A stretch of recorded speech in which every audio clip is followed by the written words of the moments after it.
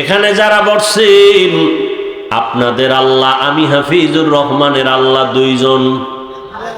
বলো বলো যুবকরা বলো, তোমাদের আল্লাহ আমার আল্লাহ বলো, তোমাদের নবী আমার নবী। সত্য কথাটা স্বীকার করো, মানো আর না মানো। তোমার কোরআন আমার কোরআন দুই না এক? তোমার আমার কাবা, তোমার ধর্ম আমার ধর্ম, তোমার দুনিয়াতে আসা আমার আশা না? তোমরা লুঙ্গি পরে আসছো। তোমার আমার কাবা, কোথায় কাবা? বাইতুল্লাহ মক্কা নগরীতে।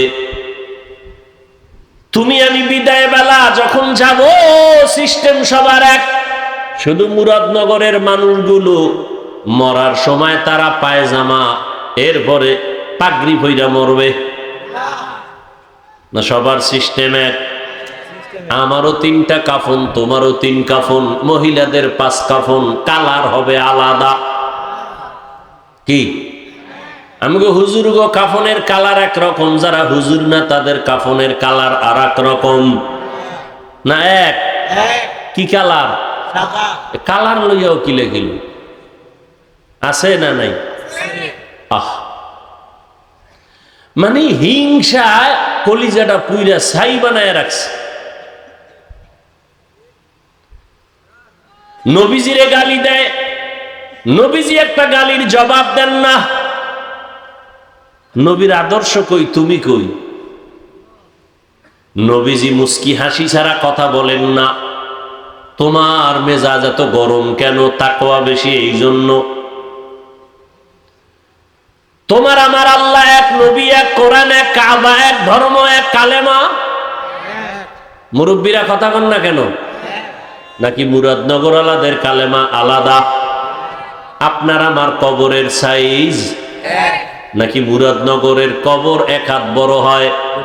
সবার কবরের সাইজও এক। কবরে রাখার পরে প্রশ্ন হবে কয়টা? তাও কিন্তু আমাকেও যেই প্রশ্ন, আপনাকেও সেই প্রশ্ন, শিক্ষকের যেই প্রশ্ন, ছাত্রকে প্রশ্ন, মুমিনের যেই প্রশ্ন, বেঈমানের একই প্রশ্ন। রবের পরিচয় দাও, ধর্মের পরিচয় দাও, রাহমাতুল লিল আলামিনের পরিচয় দাও।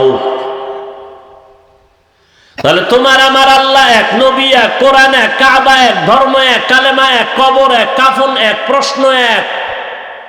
তোমার আমার লেবাস পোশাক কেন আলাদা? কি কেমন মুসলমান? আমি টুপি খুলতে লজ্জা পাই, তুমি কেমন মুসলমান যে টুপি দিতে লজ্জা পাও? আমি দাড়ি কাটতে লজ্জা পাই, তুমি দাড়ি রাখতে লজ্জা পাও। আমি মসজিদে না ঢুকলে লজ্জা পাই, তুমি মসজিদে ঢুকতে গেলে লজ্জা পাও। আমি পর্দা না করলে লজ্জা, পর্দা না করতে গেলে লজ্জা পাই, তুমি পর্দা করতে গেলে লজ্জা। এই তোর আবার বেশি জরুরত থাকলে যা যা, আবার বরদোয়া টরদোয়া দিস না। এমনি সাইড দিকের বরদোয়া শেষ হয়ে যাইতিস। হাফিজুর রহমান মানি জানি কেমন, কিছু কিছু আল্লাহর বান্দাদের জন্য একটা আগুনের মতো আতঙ্ক মনে করে। কিন্তু আল্লাহর শুকর, ধৈর্যের সাথে আসি বিদায়, আল্লাহ ওয়ালাদের নেক নজর, মা বাবার দোয়া আছে বিদায় বহু তুফান চলে গেছে আলহামদুলিল্লাহ। এখনো সম্মানের সাথে বসে আছে আলহামদুলিল্লাহ। ভাইরা আমার,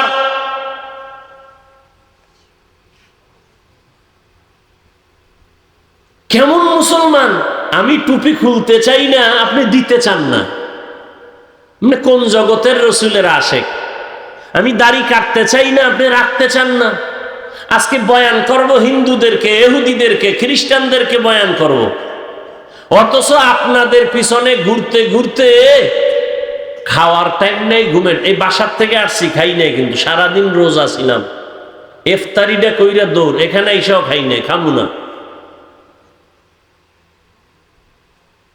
প্রত্যেক সোমবার, বৃহস্পতিবার রসুলের সুন্নত অনুযায়ী আমি রোজা রাখি আলহামদুলিল্লাহ। আমি সফর করি, কুত্তার মতো দৌড়াই সারা দেশে, এরপরও রোজা রাখতে পারি। আপনি পারেন না কেন? নবীর আশেক এমনি এত সোজা, এত সোজা রসুলের আশেক হওয়া। মামার বাড়ির হালুয়া না, রসুলের আশে খাওয়া। এত সোজা না, রেডি থাকো। রসুলের সুপারিশ ছাড়া জান্নাত নাই, আর রসুল বেনামাজির সুপারিশ করবেন না, লিখে রাখো। আল্লাহ হেদায়াত দান করুন। তোমার দ্বারা ইসলামের বদনাম হচ্ছে। তুমি বছরে বছরে চান্দা উড়াইয়া শাহজালালের দরবারে যাও না, গাঞ্জা খাইয়া, যে জাফলং পাহাড় ঘুরে, হ্যাঁ, শ্রীমঙ্গল যায়, কপাল ভরা নামাজ পড়ে না। তুমি শাহজালালের বড় দুশ্মন। শাহজালালের ভক্ত থাকলে আমরা টুপিওয়ালা দাড়িওয়ালারা, তোমরা ভণ্ড।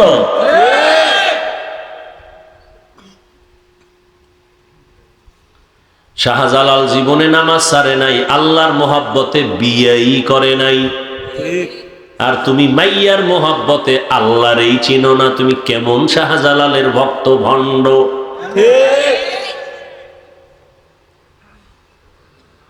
আল্লাহ তো আল্লাহ পাক মানুষের জন্য দুই জিনিস দিলেন, কিতাব আর ব্যক্তি।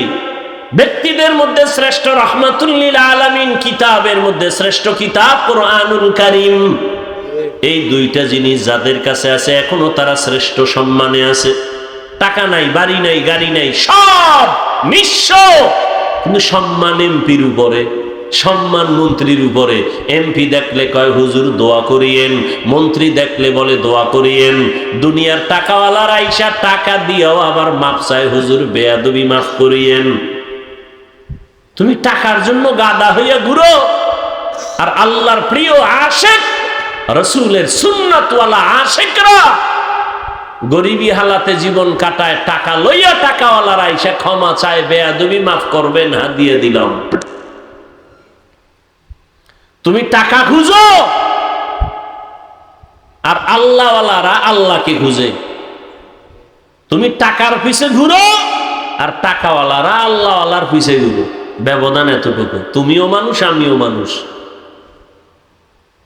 তোমার কপাল এমন কেন যে আমি টুপি খুলতে চাই না, তুমি দিতে চাও না? আচ্ছা বলো, এখানে বহু শিক্ষিত মানুষ, আমার রসুলের রেখে যাওয়া আদর্শ মানবে কারা? হিন্দু, খ্রিস্টান, ইহুদি, বৌদ্ধ।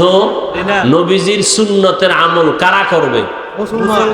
এই যুবক বাবারা বলো, কারা করবে? কোন দেশের মুসলমান? শুধু বাংলাদেশ বাদ? হ্যাঁ, তো মানেন না কেন? কি নবীর আদর্শে দাড়ি নাই, রাখেন না কেন? নবীর আদর্শে পোশাক নাই, পরেন না কেন?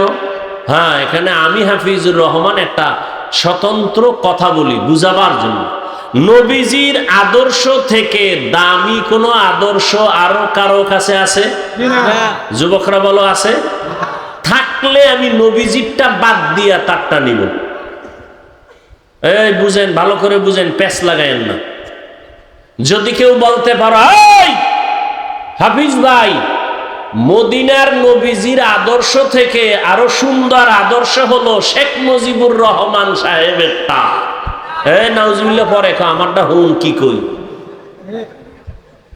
আল্লাহর কসম, কেউ যদি প্রমাণ দিতে পারো আমি নবীজিরটা বাদ দিয়া শেখ মুজিবেরটা নিব, আমারটা আমি বলছি, খুব বুঝো, আগে বুঝো। কেউ যদি বলতে পারো মদিনার নবীর আদর্শ থেকে আরো সুন্দর আদর্শ জিয়াউর রহমান সাহেবেরটা, আমি হাফিজুর রহমান নবীজিরটা বাদ দিয়া জিয়াউর রহমান সাহেবেরটা নিব, বলার মতো কলিজা আছে কারো? আছে? এবার জবাব নাও। দুনিয়ার সবার আদর্শ নাপাক, একমাত্র মদিনার রসুলের আদর্শ পাক। মানবে কারা? হিন্দু না মুসলমান? মানো না কেন? তোমাকে বয়ান করতে হবে কেন? পাও ধরতে হবে কেন? সেদিন এক জায়গায় ওয়াজে গেছি, কয় হুজুর এখানে ওয়াজে বাধা দিছে কেন? কয় আপনি দাড়ির ওয়াজ বেশি করেন এই জন্য। কারা? পরে জিগাইলাম সবকিছু। পরে আমি বয়ানে উঠা বললাম, যারা ওয়াজে বাধা দেয় ওগুলো নাম লিস্টি আমার হাতে দাও, এই জালেমদের বিরুদ্ধে নতুন করে এদেশে আবার আন্দোলন করব। এদের নাম দাও, কারা ওয়াজে বাধা দেয়।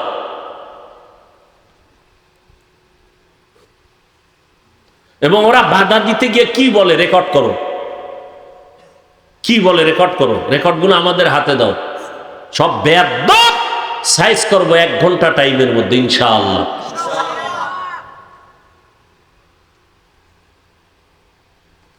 আল্লাহ হেদায়াত দান করুন। দাড়ির রস, আচ্ছা আমরা কি নিজের থেকে বানায় বলি? দাড়ির উপরে যে কঠিন বয়ান আছে সব কথা তো বলিও না, মানুষের অন্তরে কষ্ট যাবে। যতটুকু সুন্দরভাবে বুঝানো দরকার ঠান্ডা মেজাজে অতটুকু বলি, তাও তো আগের মতো বলি না, ছাইরেই দিছি, হালকাভাবে বলি। যারা দাড়ি ছোট কইরা রাখে বা পুরোটা ক্লিন করে, দোনো দলের গুনাহ সমান, কবিরা গুনাহ। কতটুকু সময় কবিরা গুনাহ? প্রত্যেকটা সেকেন্ডে সেকেন্ডে সেকেন্ডে অল টাইম কবিরা গুনাহ। ও ঘুমায়া থাকলেও গুনাহ লেখা হয়, ও বাইতুল্লাহর গিলাপ ধরবে তারপরও গুনাহ লেখা বন্ধ নাই। ও মোনাজাত দিল, মোনাজাত কবুল হবে না। আরো কঠিন কথা আছে, দরকার নাই। হেদায়েত মাওলায় না দিলে আমার করার কি? সেদিন কই গেলাম, সরকারি এক কর্মচারী আর্মির চাকরি করে, হুজুর দাড়ির জন্য বিপদ আছে। বারবার আমাদেরকে ডাকা হয়, বলা হয় দাড়ি এভাবে রাখা যাবে না, ওইভাবে রাখা সিস্টেম। এরপর তো কিছু সিস্টেমে এখন একেবারে ফালায় না, মাওলায় ঘুরে দেখেন না। আমরা আদ্য আর রস করছে, এই খানার আগে আদ্যইও